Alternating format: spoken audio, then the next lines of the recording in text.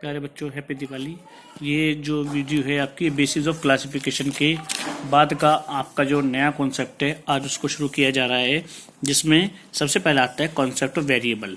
देखो बेटा, वेरिएबल होता क्या है। वेरिएबल आपको ध्यान रखना है, कोई भी ऐसी डिजिट जो न्यूमेरिकली एक्सप्रेस होती है, जिसको हम एक पर्टिकुलर टाइम पर मेजर करते हैं, जिसको डेली बेसिस पर मेजर न करके केवल ईयरली बेस पर मेजर किया जाता है, वो वेरिएबल कहलाता है। ध्यान रखना बेटा, वेरिएबल एक चेंजेबल वैल्यू होती है।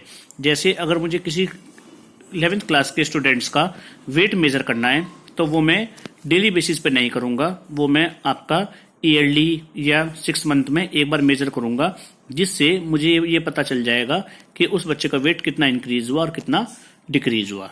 जो वेरिएबल होते हैं बेटे आपके 2 टाइप्स के होते हैं, डिस्क्रीट और कंटिन्यूअस। तो सबसे पहले मैं आपसे बात करूंगा डिस्क्रीट की। डिस्क्रीट वेरिएबल आपके बेटे क्या होते हैं, हमेशा फुल वैल्यू होती है। जैसे मान के चलिए किसी क्लास में मान के चलिए 14 स्टूडेंट्स हैं, तो मैं ये कहूँगा कि total number of students are 14, और मैं उसको फ्रैक्शन में मेजर नहीं कर सकता। मैं आपसे ये नहीं कह सकता कि they are 1.4 student in the class, या 1/4 स्टूडेंट्स इन द क्लास, क्योंकि स्टूडेंट्स कभी भी बेटा हाफ में मेजर नहीं होते। स्टूडेंट्स हमेशा, चाहे आपके कुछ भी हो, वो हमेशा फुल एक ही गिना जाता है।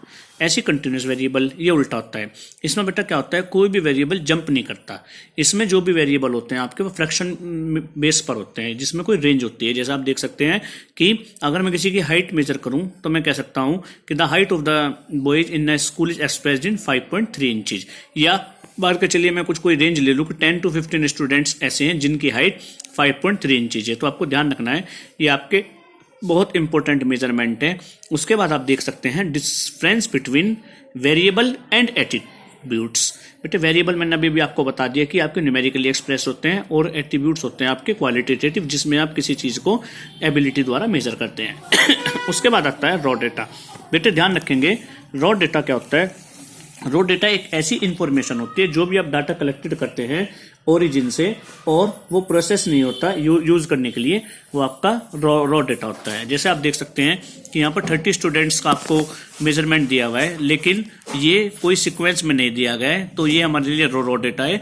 जब तक हम इसको सीक्वेंस में नहीं लगाएंगे, तब तक हम इससे कोई भी कंक्लूजन नहीं निकाल सकते, क्योंकि आप देख रहे हैं कि इसमें जो डाटा है, वो कोई भी जो डिजिट है, ना वो असेंडिंग ऑर्डर में है, ना वो डिसेंडिंग ऑर्डर में है। तो बेटा एक ये आपका रॉ डेटा होता है।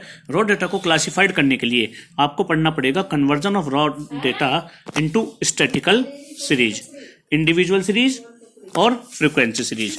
अगर मैं इंडिविजुअल सीरीज की आपसे बात करूं, जरा इंडिविजुअल सीरीज में आप ये दे सकते हैं कि जो डाटा होता है वो रोल नंबर वाइज होता है। जैसे मैंने क्या किया है, मैंने डाटा को इन प्रोसेस कर दिया कि ये 30 स्टूडेंट्स किसी क्लास में हैं, और मैंने क्या काम किया, 1 2 3 4 इसके अकॉर्डिंग मैंने उनको रोल नंबर दे दिया।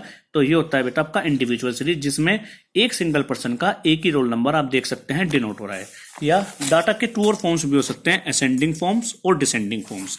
असेंडिंग फॉर्म्स में हमेशा क्या होता है, सबसे पहले आती है आपकी स्मॉलेस्ट वैल्यू, फिर आती है आपकी लार्जेस्ट वैल्यू। मतलब कहने का ये है कि छोटे से बड़े की तरफ जब आप चलते हैं, ऑर्डरली चलते हैं, तो वो आपका असेंडिंग फॉर्म होता है।